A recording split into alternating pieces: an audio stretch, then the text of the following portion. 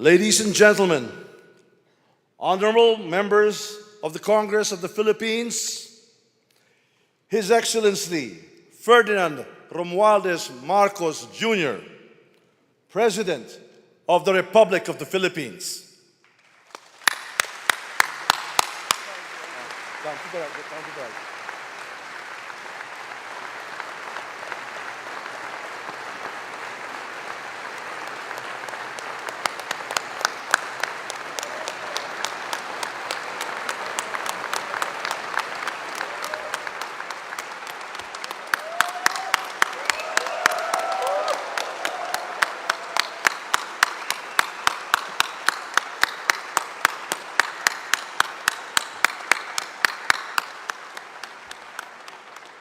Vice President Sara Zimmerman Duterte, former Presidents Joseph Ejercito Estrada, Gloria Macapagal Arroyo, and Rodrigo Roa Duterte, Senate President Juan Miguel Zubiri, and the honorable members of the Senate, House Speaker Ferdinand Martin Romualdez, and the honorable members of the House of Representatives, Chief Justice Alexander Gesmundo, and the Honorable Justices of the Supreme Court, the Apostolic Nuncio, Most Reverend Charles John Brown, and the esteemed members of the Diplomatic Corps,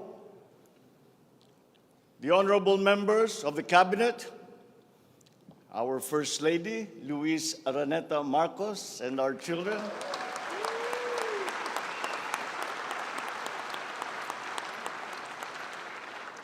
distinguished guests, ang mga minamahal kong mga kababayan, ladies and gentlemen, magandang hapon po sa inyong lahat. I come before you today to address you as it is my duty as President of the Republic. We live in difficult times brought about by some forces of our own making, but certainly also by forces that are beyond our control.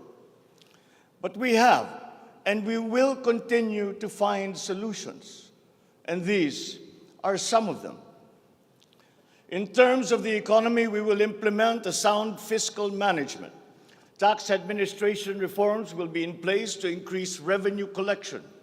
Expenditure priorities will be realigned and spending efficiency will be improved to immediately address the economic scarring arising from the effects of COVID-19 and also to prepare for future shocks. Productivity-enhancing investments will be promoted.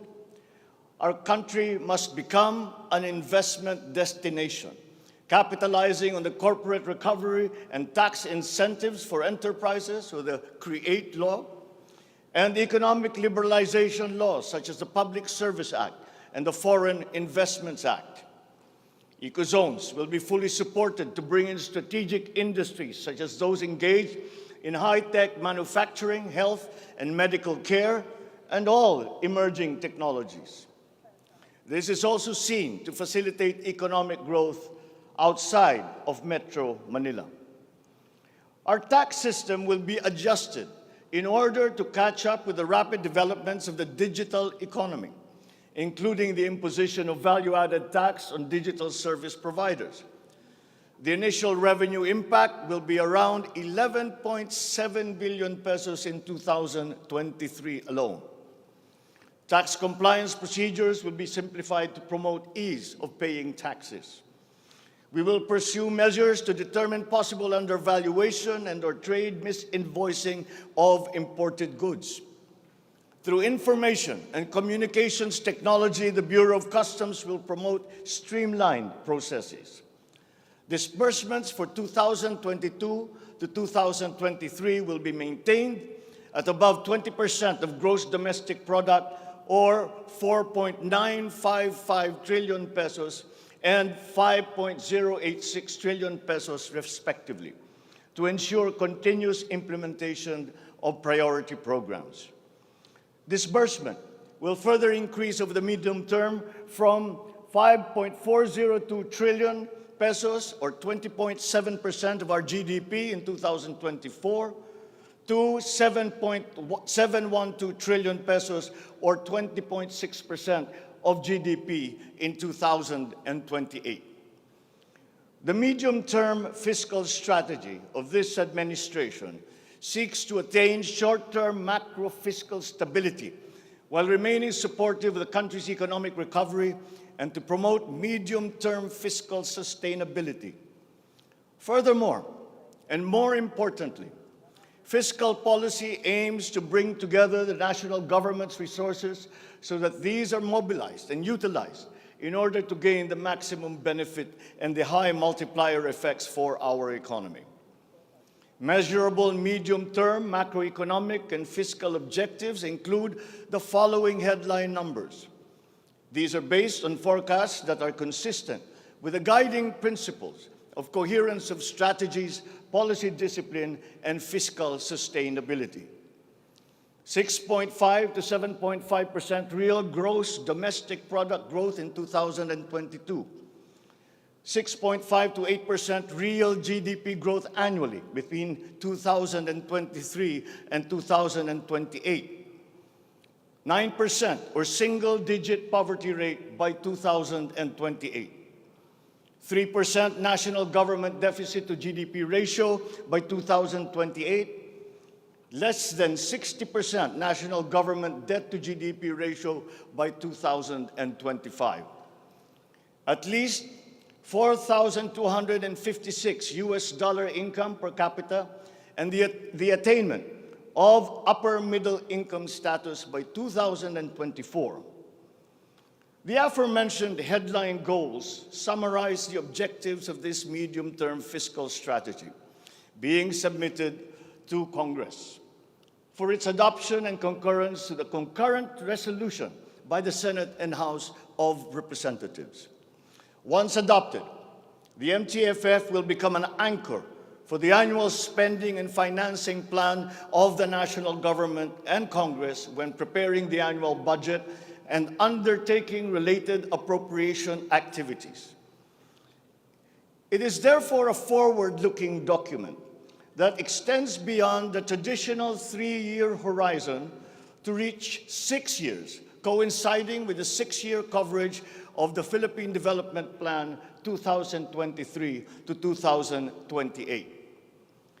The MTFF also promotes transparency and credible commitment to pursue the indicated socio-macroeconomic goals that optimize the government budget. Medium-term growth targets and the assumptions regarding key macroeconomic variables underpin the medium-term fiscal plan. The recent past and the COVID-19 pandemic has beset the macroeconomic environment with challenges and a series of external shocks. Inflation has accelerated in recent months due largely to significant increases in international prices of oil and other key commodities. Still, the economic growth momentum remains firm, as demonstrated by the strong 2022 first quarter GDP growth at 8.3%. However, the recovery process from the impact of the pandemic is still ongoing, amid elevated uncertainty in the international economic environment. Revisions in the macroeconomic assumptions incorporate these challenges and most recent economic developments, leading to upward adjustments in the following: inflation rate for 2022 to 2023, foreign exchange rate for 2023 to 2025, and goods and services imports growth for 2020.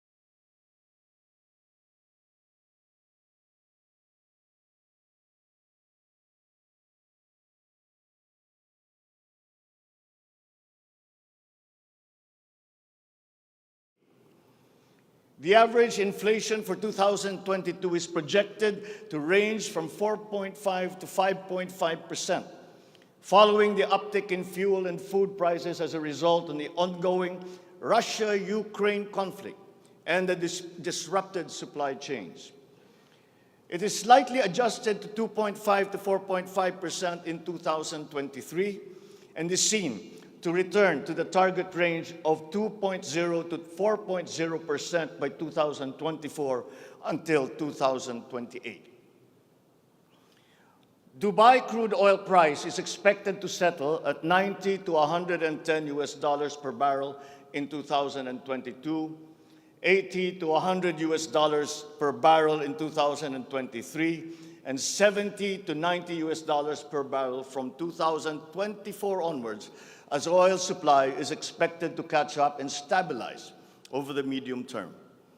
The Philippine peso is projected to average between 51 to 53 pesos per US dollar in 2022 and 51 to 55 pesos per US dollar from 2023 onwards due to aggressive monetary policy tightening by the US Federal Reserve, market aversion amid the Russian-Ukraine conflict, and again, increased global oil prices.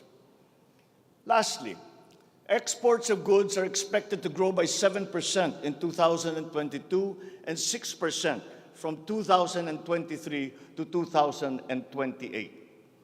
On the other hand, imports of goods are projected to grow by 18% in 2022, 6% in 2023, and 8% from 2024 to 2028.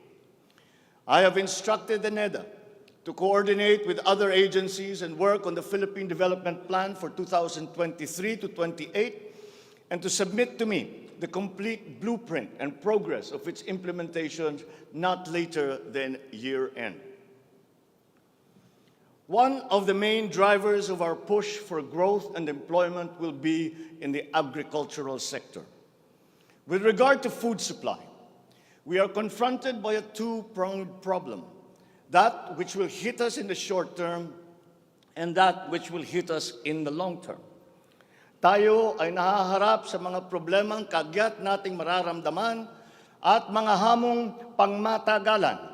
Ang mga suliraning agarang mararamdaman ng ating mga kababayan ay ang posibilidad ng tuloy-tuloy na pagsipa ng presyo ng pagkain at kakulangan sa supply ng ating pagkain. Upang masuportahan ang mabimili para mapanatili ang kanilang purchasing power o kapangyarihan sa pagbili, isinapinal ng Department of Agriculture ang planong taasan ang produksyon sa susunod na panahon ng pagtanim o planting season sa pamamagitan ng tulong pinansyal at teknikal. Magbibigay tayo ng pautang habang mas ilalapit natin sa sektor ng agrikultura ang hindi gaanong mahal na farm inputs na bibilhin na ng bulto ng gobyerno. Kabilang dito ang abono, pestisidyo, mga punla, feeds, fuel subsidy, at ayuda para sa mga karapat-dapat na benepisyaryo. Para sa pangmatagalang solusyon, itataas natin ang produksyon ng mga kalakal at produktong pang-agrikultura. At para magawa ito, pagtitibayin natin ang tinatawag na value chain na nagsisimula sa mga magsasaka hanggang sa mga namimili.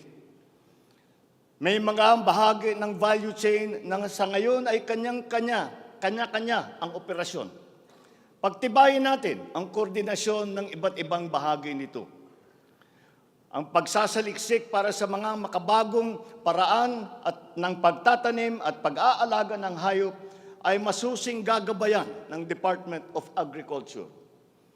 Ang produksyon ng farm inputs o mga kakailanganin ng mga magsasaka sa pagpapalago ng kanilang sakahan ay ating iaayon sa mga hamong dala ng climate change at global warming.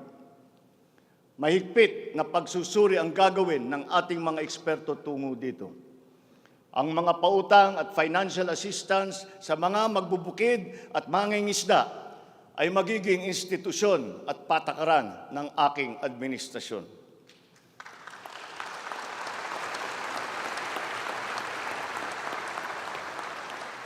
Ipapaprioridad natin ang modernisasyon ng mga sakahan sa pamamagitan ng mga makabagong teknolohiya para sa ating mga magsasaka. Atin palalawakin ang mga palaisdaan, babuyan at manukan. Lahat ng ito gagamitan ng siyensya para tumaas ang produksyong agrikultural.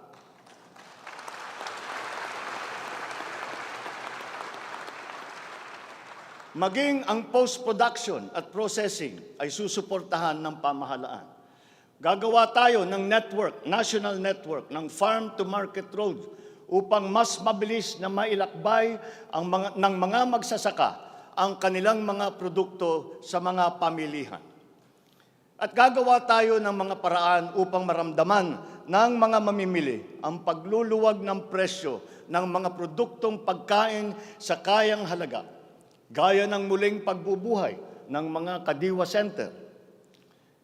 Hindi ito magagawa sa isang araw. Hindi magagawa sa isang buwan o isang taon lamang. Ngunit, kailangan na natin simulaan ngayon.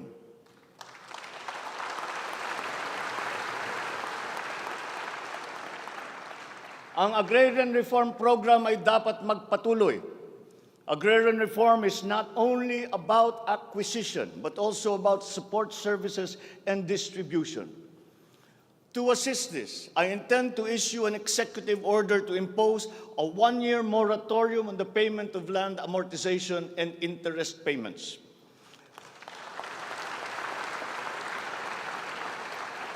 This is included in Republic Act number 11469 or the Bayanihan to Heal as One Act. A moratorium will give the farmers the ability to channel the resources in developing their farms, maximizing their capacity to produce, and propel the growth of our economy.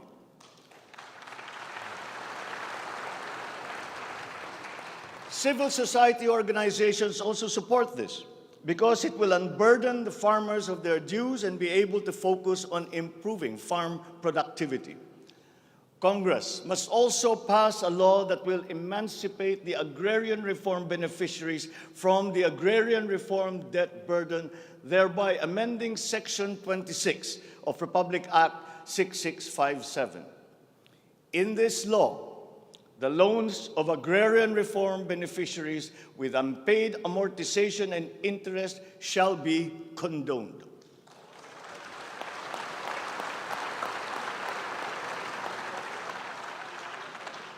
Layunin ng batas na ito ay burahin ang hindi mabayarang utang ng ating mga magsasaka na benepisyaryo ng agrarian reform.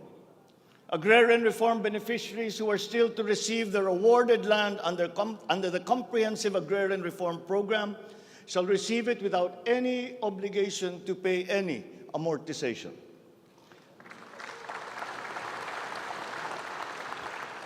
The condonation of the existing agrarian reform loan will cover the amount of 58.125 billion pesos, benefiting 654,000 agrarian reform beneficiaries and involving a total of 1.18 million hectares of awarded lands.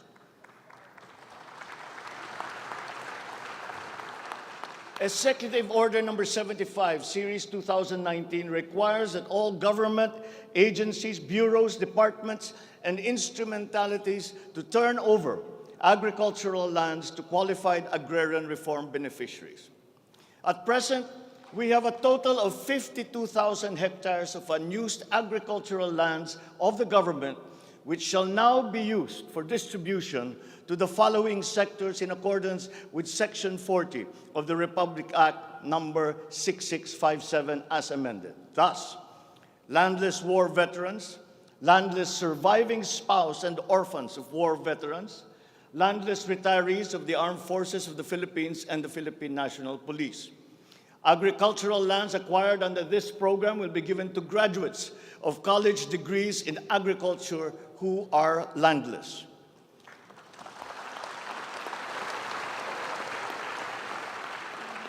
The call of the times is for the infusion of fresh and new blood in the agricultural sector. We need a new breed of farmers equipped with modern agricultural technology able to engage in sustained scientific farming that will not only increase farm yields, but also resilience in the face of climate change.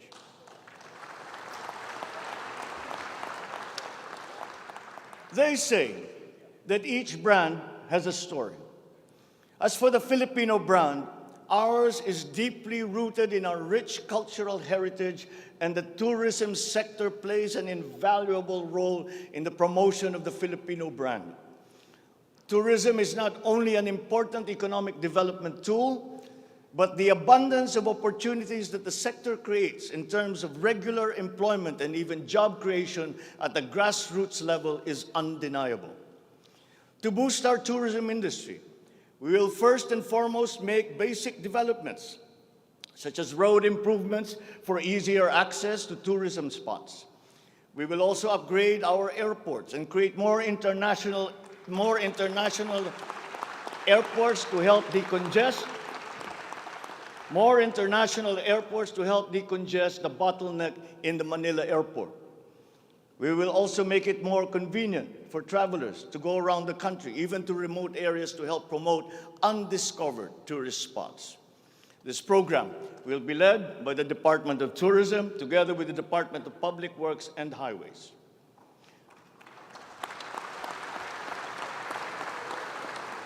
To foster the Filipino brand is to spark our sense of pride and reaffirm our strong sense of identity. It is time to welcome the rest of the world with an enhanced Filipino brand that is unique, attractive, and creative. The creativity of the Filipino is truly world-class. We excel in arts and culture, new media, live events, avenues which generate primary and downstream jobs for our creative and talented countrymen. Unfortunately, ang mga hanap buhay na ito ang unang pinadapa ng pandemya at ang pinakahuli namang makabalik sa normal. The creative industry likewise faces many challenges, including workplace conditions, working hours, intellectual property rights, and the welfare of our beloved freelancers who were left vulnerable during the height of the pandemic. We require an institutionalized creative industry that will advance the interest of its stakeholders. Sila na nagbibigay ng kaluluwa at pagkakilala sa ating pagka-Pilipino. Protektahan natin sila.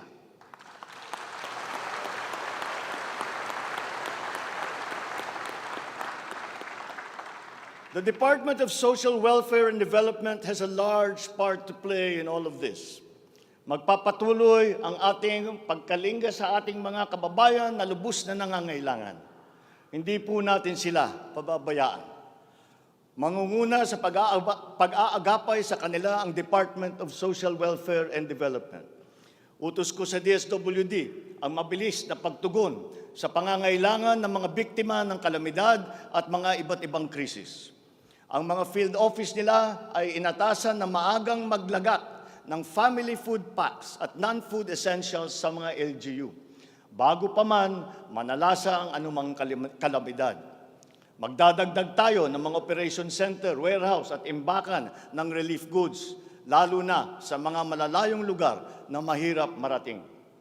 Titiyakin natin na maayos ang koordinasyon ng DSWD at Department of Human Settlements and Urban Development nang sa ganon madali ang pagpatupad ng Emergency Shelter Assistance Program para sa mga biktima ng kahit anong kalamidad.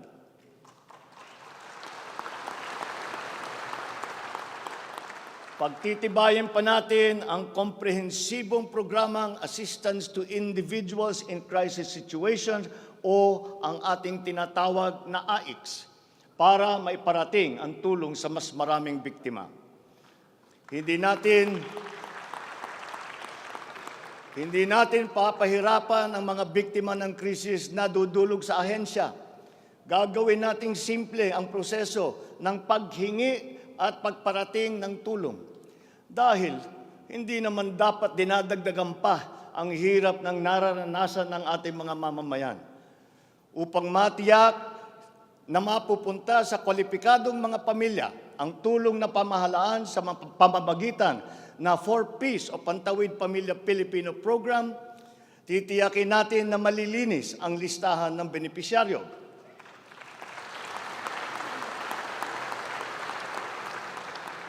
Higit na sa 1 milyong pangalan na ang nakapag-graduate na sa listahan. At nagagalak akong mabatid na sila ay nakakatayo na sa kanilang sariling paa. Kaugnay nito ay inutusan ko ang DSWD na pag-ibayuhin pa ang pagrepaso ng listahan upang maitutok ang pamimigay ng sapat na ayuda sa mga lubos na nangangailangang pamilya. Magpapatuloy ang supplemental feeding program para sa mga bata sa child development centers at supervised neighborhood play at lalo pa nating palalawakin sa taong 2023. Hindi rin natin nakakalimutan ang mga solo parents at mga nanay na nahiwalay sa kanilang mga mister dahil sa karahasan. Pagtitibayin natin ang programa sa violence against women and their children. Kabilang na ang counseling para sa mga biktima, katuwang ang ating mga LGU. Tiyakin natin na sapat ang pondo sa halos 70 residential care centers at 7 non-residential care centers para sa vulnerable sectors at persons with disabilities na sumisilong dito. Sa ating sitwasyon ng pangkalusugan, nariyan pa rin ang banta ng COVID-19. Lalo't may mga nadidiskubring bagong variant ng coronavirus. Pero hindi na natin kakayanin ang isa pang lockdown. Wala na tayong gagawing lockdown.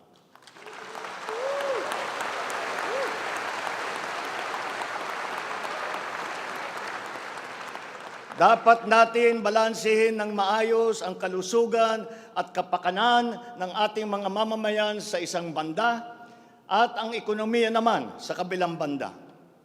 Nakikipagtulungan ang iba't ibang ahensya ng pamahalaan sa pagmonitor sa mga COVID-19 hospital admission upang makatiyak tayo na may sapat na kapasidad ang ating healthcare system at maiwasan ang pagsipa ng bilang ng nagkakasakit. Patuloy din ang ating vaccine booster rollout para sa ating pangkalahatang depensa.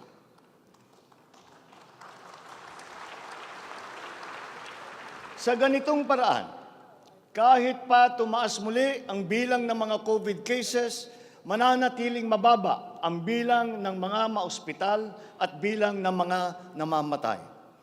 Sa pamamagitan nito, unti-unti rin tayong masasanay na nariyan ang virus pero hindi na seryoso ang banta sa ating buhay.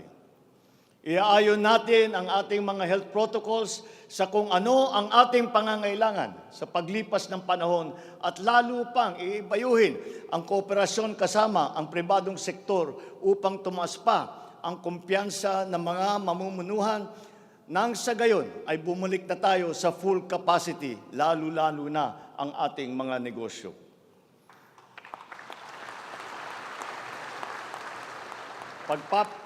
Pagbubutihan pa natin ang pagpapakalat ng tamang impormasyon ukol sa COVID, kasama ang kahalagahan ng bakuna.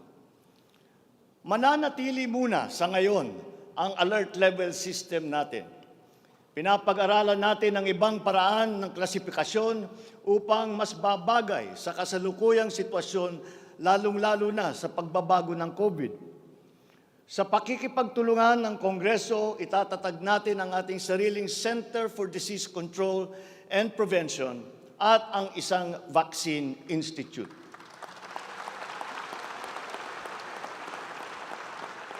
Magtatayo tayo ng dagdag na mga health center at ospital. But beyond the issues that the pandemic has brought, the need for a stronger healthcare system is self-evident. We must bring services, medical services to the people and not wait for them to come to our hospitals and healthcare centers. Napakinabangan natin ng husto ang malalaking specialty hospital gaya ng Heart Center, Lung Center, Children's Hospital at National Kidney and Transplant Institute. Kaya maliwanag na hindi lang dapat dito sa National Capital Region kundi maging sa ibang parte ng bansa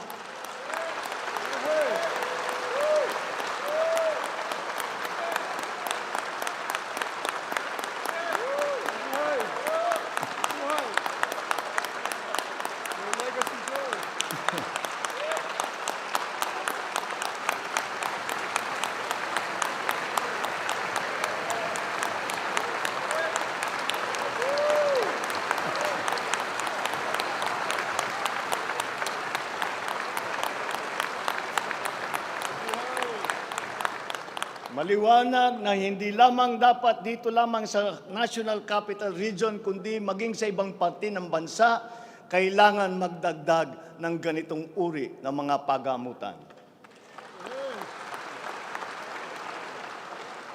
Bukod dito, upang mailapit natin ang healthcare system sa taong bayan, nang hindi sila kailangan pumunta sa sentro ng kanilang bayan, lalawigan o region, ay maglalagay tayo ng mga clinic, mga RHU, na pupuntahan ng mga doktor, nurse, midwife, medtech, 1 beses, 2 beses sa isang linggo. Nang sa ganon, magiging mas madali sa may karamdaman na magpapagamot nang hindi na kailangan magbiyahe ng malayo.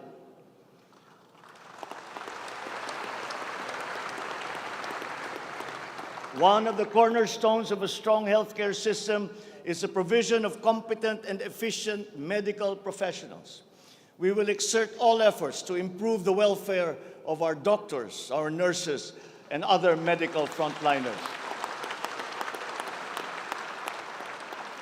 Dapat din tayong magkaroon ng sapat na supply ng gamot na kinakailangan sa pang-araw-araw ng ating mga mamamayan. Sinimulan ko na ang pakikipag-usap sa mga kumpanya ng gamot dito sa Pilipinas at sa ibang bansa. Hinihikayat natin na buksan nila ang merkado upang bumaba ang presyo ng gamot.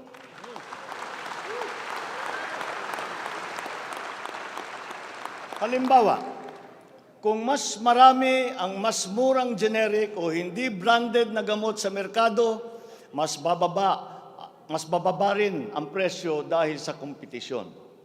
Ang Department of Trade and Industry ay nakikipag-usap sa mga interesadong manufacturer ng generic drugs na papasok sa ating bansa. Inuutusan ko naman ang Philippine Competition Commission na pantay-pantay dapat at walang kartel sa hanay ng mga pharmaceutical companies.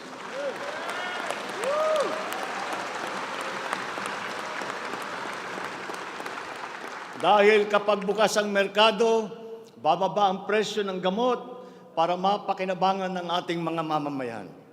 This is one of the hard lessons that we learned when the pandemic struck, and therefore we must act on that shortcoming.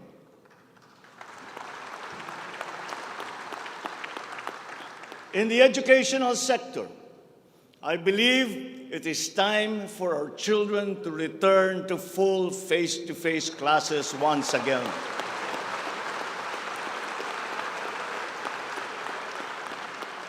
The Department of Education, led by our highly able Vice President Sara Duterte, is now preparing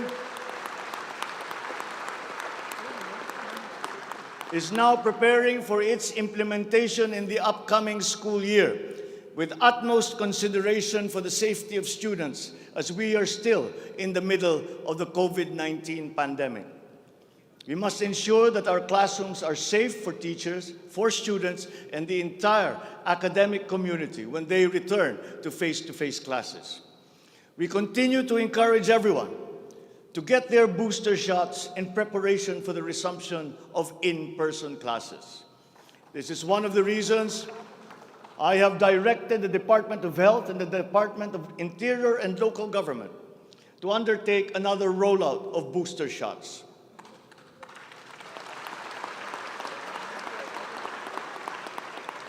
The condition and availability of schoolrooms for our students must also be addressed again, in coordination with the Department of Public Works and Highways. Though some complications have arisen over the question of repair of school buildings in relation to the Mandanas-Garcia ruling, this will be ironed out. We have been in discussion with local government leaders, governors, and mayors in the last few weeks to determine with the LGUs what is actually practicable, what functions belong to the LGUs, and what belong to the national government. There have also been lengthy discussions on the continuation and viability of the K-12 school system. We are giving this careful review, and all necessary inputs and points of view are now being considered. In the longer term, we are instituting a program of refresher courses and retrainings for our teachers so they can stay abreast of the rapid growth in technology, especially in this post-pandemic world. As for the horror stories that we have heard about the poor quality of educational materials and supplies that are being given to our schools, this must end.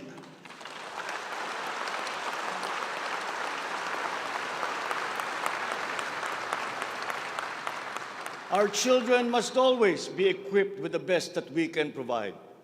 Ang edukasyon ay ang tangi nating pamana sa ating mga anak na hindi mawawaldas. Kaya anumang gastusin sa kanilang pag-aaral ay hindi tayo nagtitipid. Hindi rin tayo nagtatapon. And once again, I am not talking about history or what is being taught. I am talking about materials that are necessary for effective teaching in this day and age. Children now need connectivity to the internet. They need devices to use. They need computers, educational tools.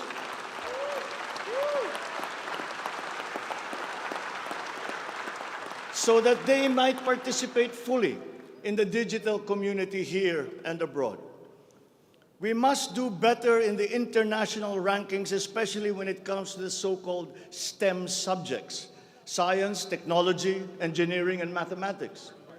These skills, this knowledge, are necessary for our young people to be able to compete in a highly technological and competitive world. The raw talent is there in our young people. It is up to our educational system to develop and to refine that great pool of talent.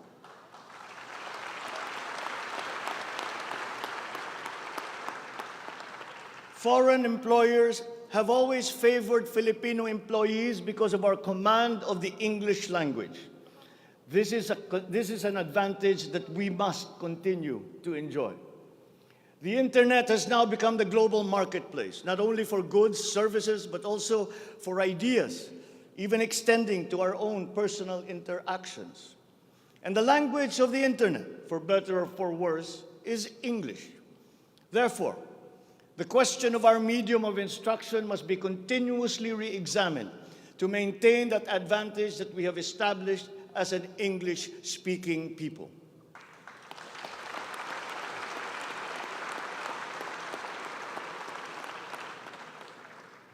On a related subject, we are entering an age of exponential adoption of technology. It is the fourth industrial revolution. This will be characterized by the infusion of technology into almost every facet of our lives.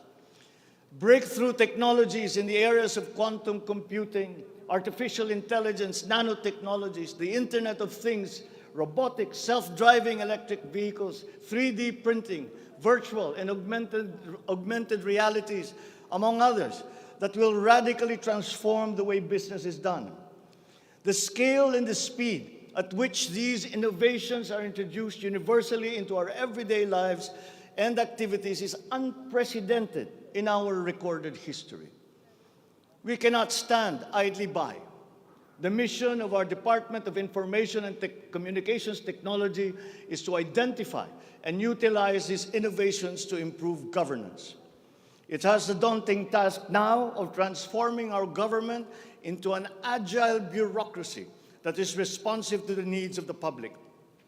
Provide good and solid data to ensure informed decision-making.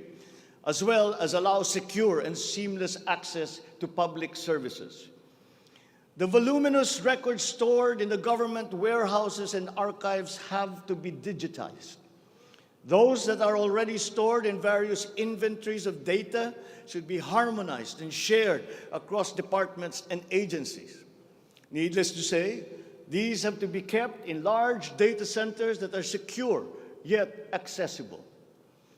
The national ID will play an important part in this digital transformation.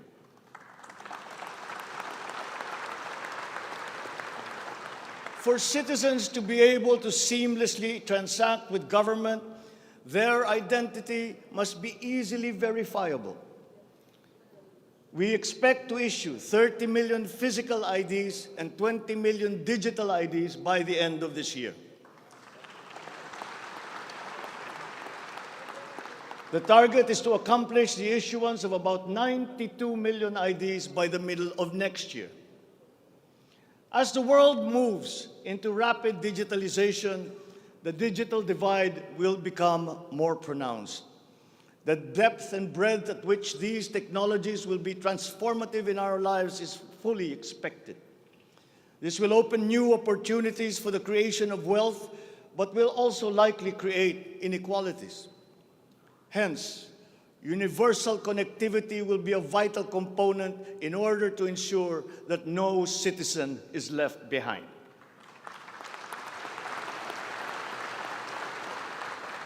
I have therefore tasked the DICT to deploy digital connectivity across our various islands. This will be done through the implementation of the National Broadband Plan, the Common Tower Program, connecting our geographically isolated and disadvantaged areas via our Broadband ng Masa project.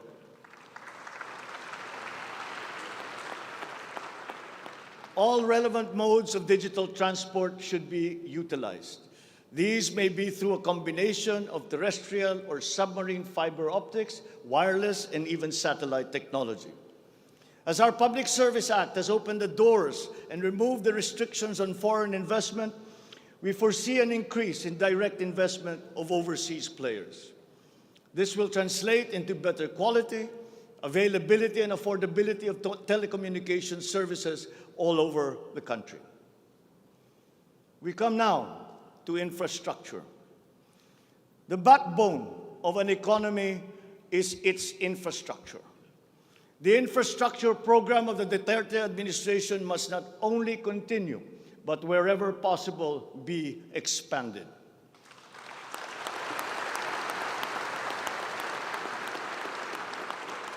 We shall confidently build on this firm foundation established by my predecessor, as it is in building an edifice. We must keep the momentum and aspire to build better, more. Necessarily, infrastructure development will remain a very high priority in our drive for growth and employment. Once again, I will not suspend any of the ongoing projects, as those have already been shown to be of benefit to the public that they serve.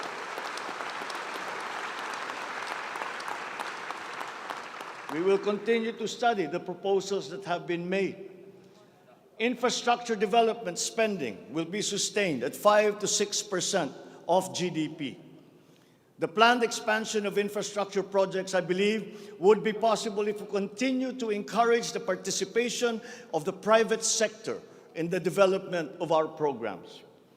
Public-private partnerships, or PPPs, hold great potential for that expansion, for infrastructure development, and for innovation.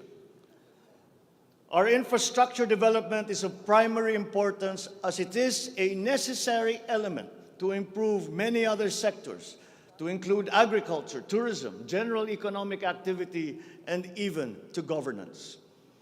It is my belief also that we have missed some great opportunities to develop our rail transport system.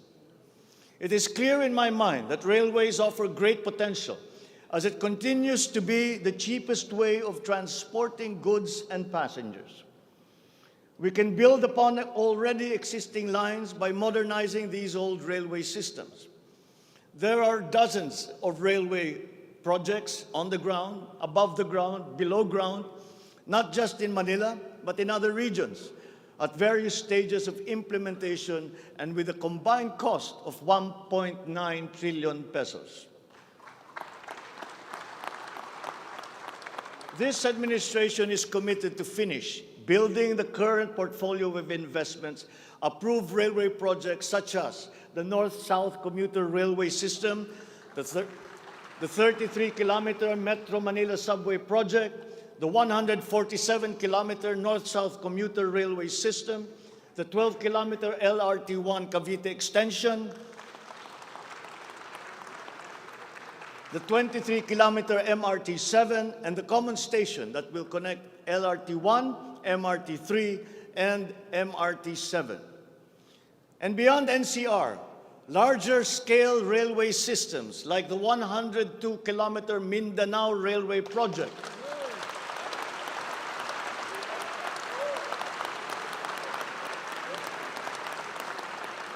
the Panay Railway Project,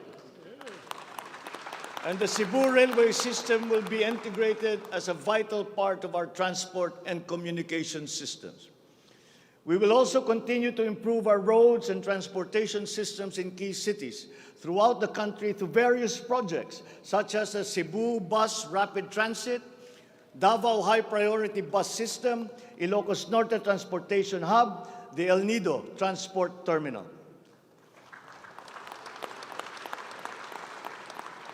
My order to the Department of Transportation, or DOTR, is really very simple. Full speed ahead.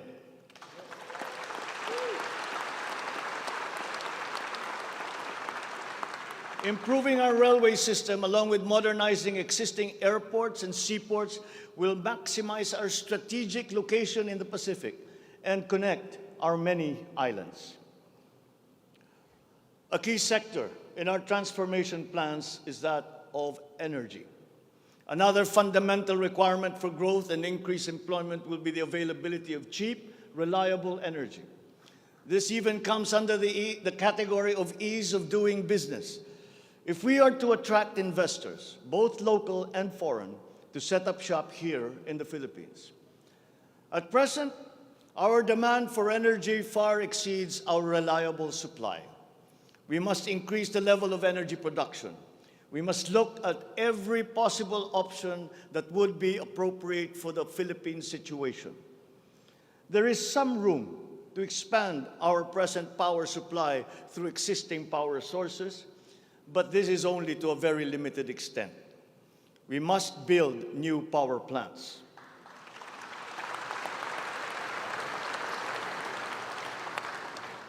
We must take advantage of all the best technology that is now available, especially in the areas of renewable energy.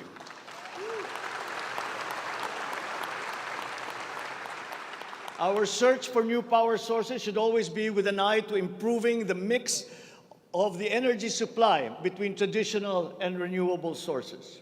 The technology on renewable energy is progressing rapidly, and many of these technologies are appropriate for the Philippines. We have already begun windmill power. We are now expanding very quickly our solar power production.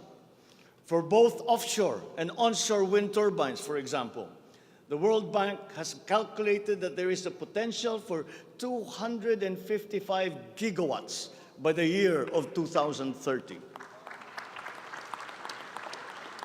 Solar power has steadily increased its efficiency in converting sunlight to electrical power, which is particularly attractive for the Philippines.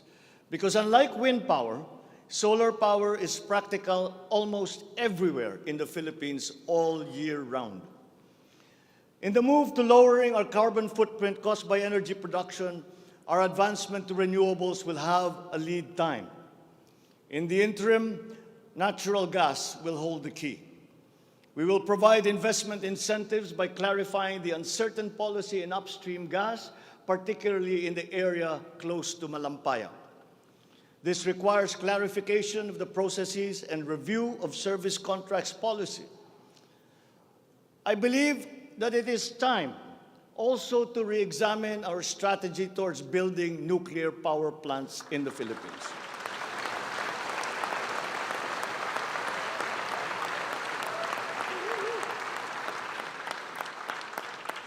We will comply, of course, with the International Atomic Energy Agency regulations for nuclear power plants as they have been strengthened after Fukushima.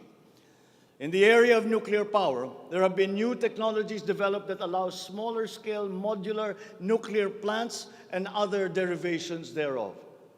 Once again, PPPs will play a part in support as funding in this period is limited. Furthermore, we must examine the entire system of transmission and distribution for the purpose of finding ways to lower the price of energy to the consumer and to industry. We must expand the network of our transmission lines while examining schemes to improve the operation of our electrical cooperatives. All this in aid of reducing energy costs, especially but not limited to households.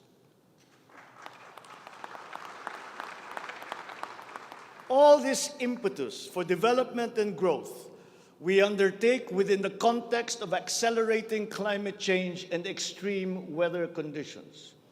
Though we are a minor contributor to climate change globally, we have the unfortunate distinction of being one of the most vulnerable countries to the effects of climate change. For the welfare of our people, it is incumbent upon us to alleviate the effects of that vulnerability. The use of renewable energy is at the top of our climate agenda. We will increase our use of renewable energy sources such as hydropower, geothermal power, solar, and wind. Geographically, we are a disaster-prone country. Capacity building for our natural disaster resiliency is therefore a must. Investment in science and technology is imperative to enable us to have accurate weather forecasts and on-time disaster alerts. Studies show that already now, many areas in the Philippines are at high risk from the rise in sea levels brought about by the increase in global temperature. We must adapt to this phenomenon with disaster-proof planning for our communities. We will also look into the precarious freshwater supply situation in the country, especially in our urban areas. Many of our water supply systems date back to the 1950s, and they must now be rehabilitated and improved. I've instructed the DNR, together with the DPWH, to explore possible partnerships with the private sector to address this crucial situation.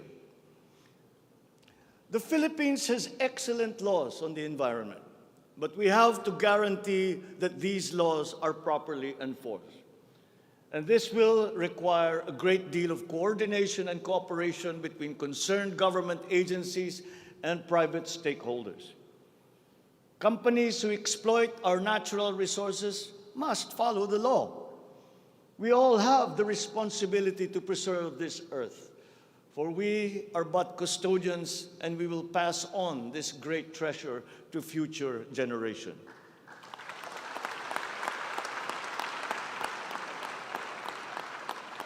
There is no question that the preservation of the environment is the preservation of life. If we cannot mitigate climate change, all our plans for the economy, all our plans for our future will be for naught. Bawat Pilipino sa ibayong dagat na nagsasakripisyong lisanin ang kanyang pamilya sa Pilipinas upang maghanap buhay ay nararapat lamang magkaroon ng pamahalaang matatawag nilang tahanan habang nasa ibang bayan. Ito ang papel na gagampanan ng kagawaran ng manggagawang mandarayuhan o Department of Migrant Workers matapos itong ideklara bilang ganap na ahensya ng gobyerno ng isang taon. Ang kagawarang ito ang magsisilbing kanlungan ng ating mga kababayan sa gitna ng mundong walang kasiguruhan at mahigpit na kompetisyon. Ito ang maglalatag sa kanila ng mga oportunidad. Titiyak na ang kanilang mga hanap buhay ay tugma sa kanilang mga kasanayan. Maninigurong akma ang sahod at maayos ang kalagayan sa kanilang mga kumpanya. at mangangalaga sa kanilang mga pamilya habang sila ay nasa malayo. Gagawin natin ito sa pamamagitan ng pag-aalis ng red tape sa sistema ng pagsusulong ng digital empowerment. We shall automate the verification of contracts and issue secure overseas employment certifications that you can keep on your smartphone. I call on the Department of Migrant Workers and the DICT to make this a top priority.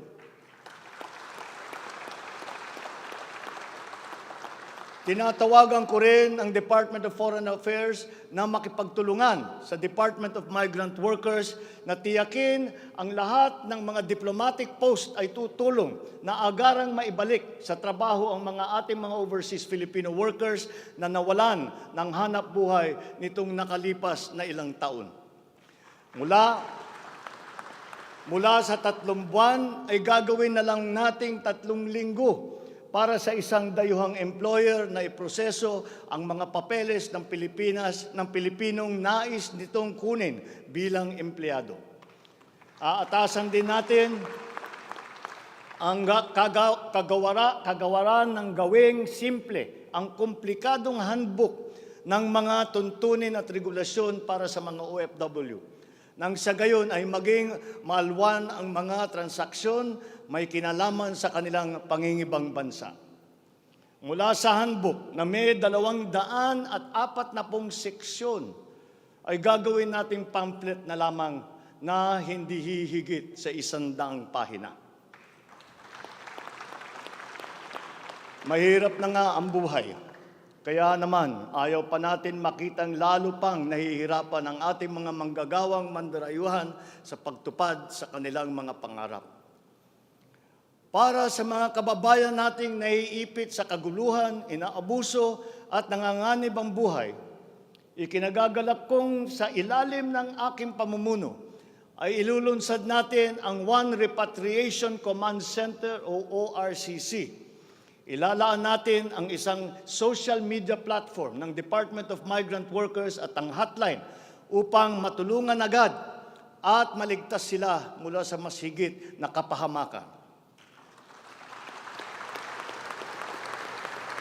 Noon, nangungutang pa ang isang ina ng bawat OFW upang sumakay ng barko para pumunta sa Maynila at mangatok sa iba't ibang ahensya para mapauwi ang anak na inaapi.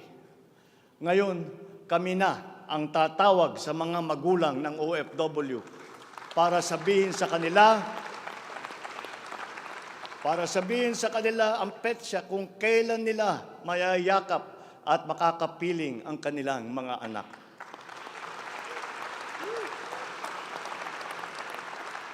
Sa kasalukuyan ay nakikipag-ugnayan tayo sa pamahalaan ng Saudi Arabia upang buksan muli ang deployment.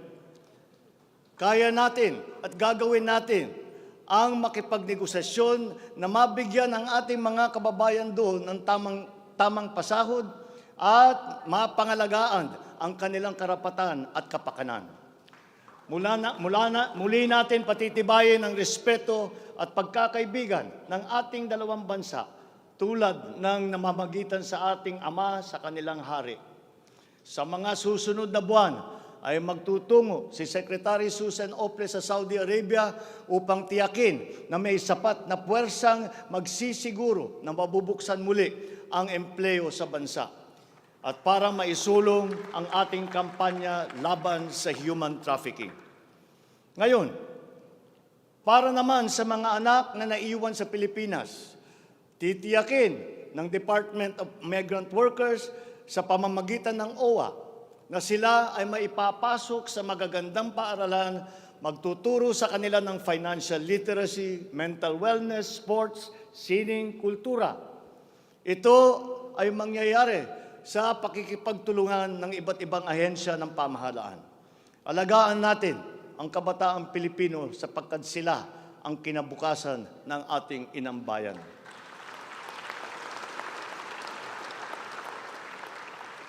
Sa ating mga kababayan na nasa ibang bansa, you deserve a home in government, not only for the money that you send home, But you are not cold tools of the economy. You deserve it for your sacrifices for our country and your perseverance and excellence in the global arena. You OFWs represent the fighting faith of the Filipinos as a nation and as a people. Let us transform your overseas journey into inspirational stories for all time. Thanks to you, our dear legislators, and of course to the man every OFW now refers to as their tatay, President Rodrigo Duterte. You passed the law that created this new home for our OFWs.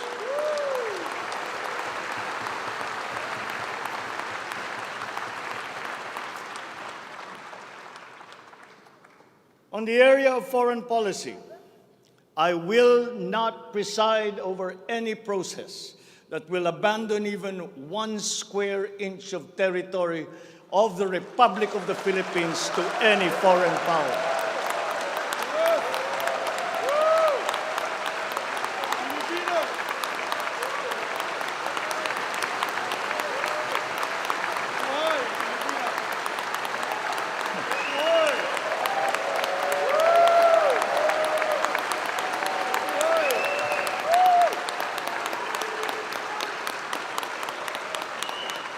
With respect to our place in the community of nations, the Philippines shall continue to be a friend to all, an enemy to none.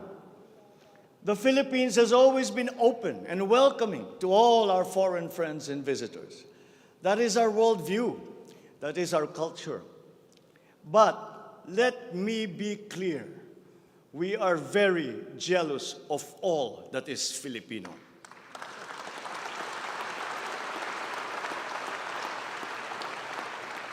We will be a good neighbor, always looking for ways to collaborate and cooperate with the end goal of mutually beneficial outcomes.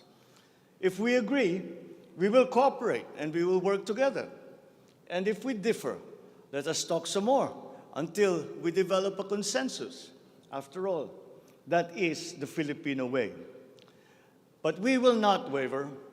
We will stand firm in our independent foreign policy with the national interest as our primordial guide.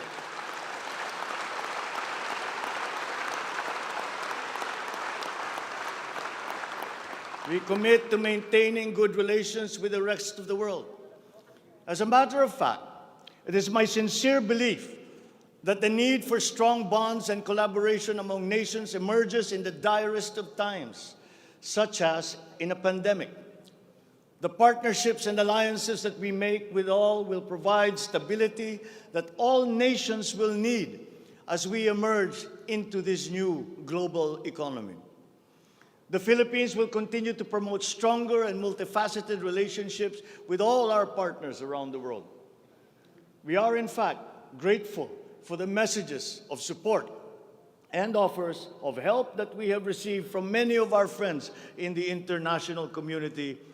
This has been communicated to us through the different envoys and ambassadors here in the Philippines. Such strong relationships can only be beneficial to all involved. As I am here today addressing the legislature, allow me now to propose legislation that we would like you to pass in support of these programs.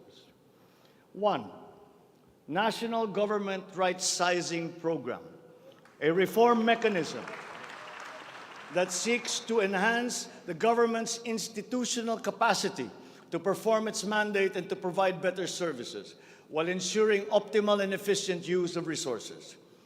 Compared to previous government reorganization efforts, the NGRP will entail a comprehensive strategic review of the functions, operations, organization, system, and processes of the different agencies, and massive and transformational initiatives in agencies concerned, such as mergers, consolidations, splitting, transfer, and even the abolition of some offices. The right-sizing efforts will also involve the conduct of a comprehensive strategic review of functions, programs, and projects that will cut across various agencies. Number 2, a budget modernization bill. This seeks to institutionalize a cash-based budgeting system under Executive Order Number 91, Series 2019, to strengthen fiscal discipline in the allocation and use of budget resources by ensuring that every peso budgeted by the government would lead to the actual delivery of programs and projects. The full implementation of the CBS is timely and vital as the government executes response and recovery plans post-pandemic. Number 3, Tax Package 3 Valuation Reform Bill. This bill provides for the establishment of real property values and valuation standards across the country, and B, the development of real property information system that provides for the database of all real property transaction and declarations in the country. Number 4, Passive Income and Financial Intermediary Taxation Act. This seeks to reform the taxation of capital income and financial services by redesigning the financial sector taxation into simpler, fairer, more efficient, and a revenue-neutral tax system. It also represents to adopt a regionally competitive tax system. Number 5, E-Government Act, which provides for the establishment of the E-Government Master Plan, which shall cover all e-government services and processes. Number 6, the Internet Transaction Act, or e-commerce law, which aims to establish an effective regulation of commercial activities through the Internet or electronic means to ensure that consumer rights and data privacy are protected, innovation is encouraged, fair advertising practices and competition are promoted. Online transactions are secured, intellectual property rights are protected, and product standards and safety are observed. Number 7, Government Financial Institutions Unified Initiatives to Distressed Enterprises for Economic Recovery. This seeks to provide financial assistance to distressed enterprises critical to economic recovery through programs and initiatives to be implemented by the Land Bank of the Philippines, the Development Bank of the Philippines, and the Philippine Guarantee Corporation for purposes of addressing liquidity or solvency problems of MSMEs and strategically important industries to encourage their continued operation and maintain employment. Number 8, the establishment of a Medical Reserve Corps. Establishes a Medical Reserve Corps under the Health and Emergency Management Bureau of the DOH. The MRC shall be composed of licensed physicians, medical students who have completed their 4 years of medical courses, graduates of medicine, registered nurses, licensed allied health professionals. Number 9, National Disease Prevention Management Authority. This bill seeks to create the Center for Disease Prevention and Control attached to the DOH. Number 10, the creation of the Virology Institute of the Philippines. This will create the Virology Science and Technology Institute of the Philippines as an attached agency of the DOST. All offices and units under the DOST with functions related to virology shall now be transferred to the Virology Institute of the Philippines. Number 11, the Department of Water Resources. This seeks to create the Department of Water Resources and adopts the integrated water resource management as the strategic framework for national water management, policymaking, and planning. Number 12, Unified System of Separation, Retirement, and Pension. This grants a monthly disability pension in lieu of disability benefits provided under existing laws for military and uniformed personnel retired by reasons of disability. Number 13, the E-Governance Act. It promotes the use of internet, and other ICT to provide opportunities for citizens. Number 14, the National Land Use Act.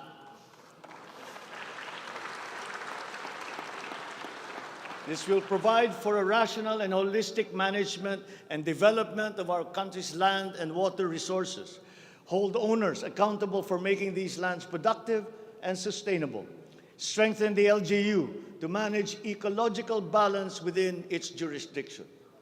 It also provides for land use and physical planning framework as a mechanism in determining policies and principles to implement this legislative measure. Number 15, the National Defense Act. This seeks to amend the antiquated National Defense Act of 1935 to provide for a change in the military structure of the armed forces of the Philippines that is more responsive to current and future non-conventional security threats to the country's territorial integrity and national sovereignty. Number 16, Mandatory Reserve Officers Training Corps and National Service Training Program. This seeks to reinstitute the ROTC program as a mandatory component of senior high school programs, grades 11 and 12, in all public and private tertiary level educational institutions. The aim is to motivate, train, organize, and mobilize students for national defense preparedness, including disaster preparedness and capacity building for risk-related situations. Number 17, enactment of an enabling law for the natural gas industry. This seeks to foster the development of the midstream natural gas industry in a bid to strengthen Philippine energy security by diversifying the country's primary sources of energy and promoting the role of natural gas as a complementary fuel to variable renewable energy. Number 18, amendments to the Electric Power Industry Reform Act, or EPIRA. This aims to improve the implementation of the law's provisions and enhance its effectiveness to address the high cost of electricity, alleged market collusion, and insufficient power supply. The bill seeks to restructure the Energy Regulation Commission to foster accountability and improve the Commission's government system that would ensure consumer protection and in enhancing competitive operation of the electricity market. Number 19, amendments to the Build, Operate, Transfer law.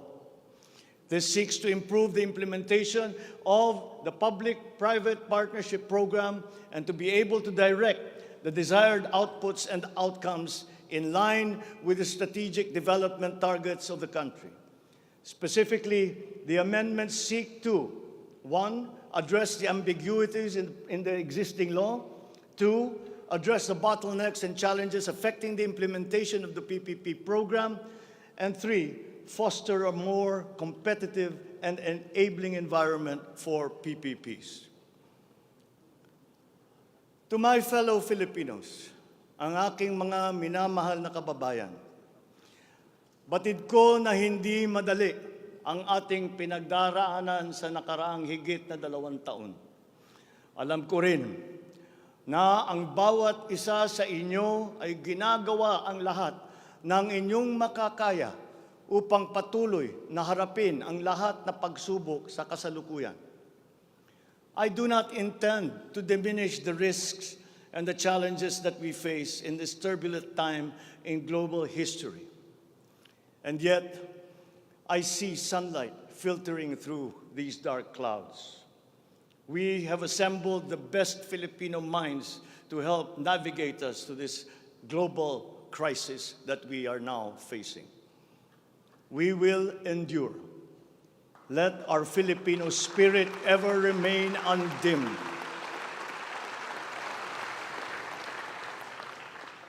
I know this in my mind. I know it in my heart. I know it in my very soul. The state of the nation is sound. Thank you and good afternoon. Marami pong salamat sa inyong lahat.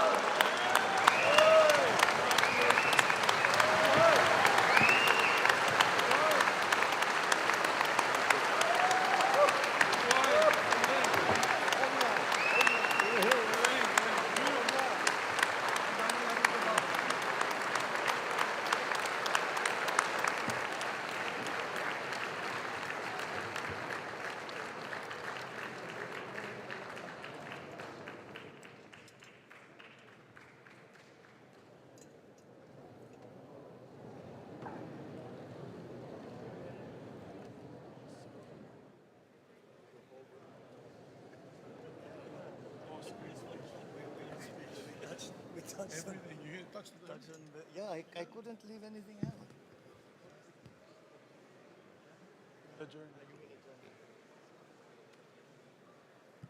Ladies and gentlemen, on the part of the Senate, the joint session is adjourned.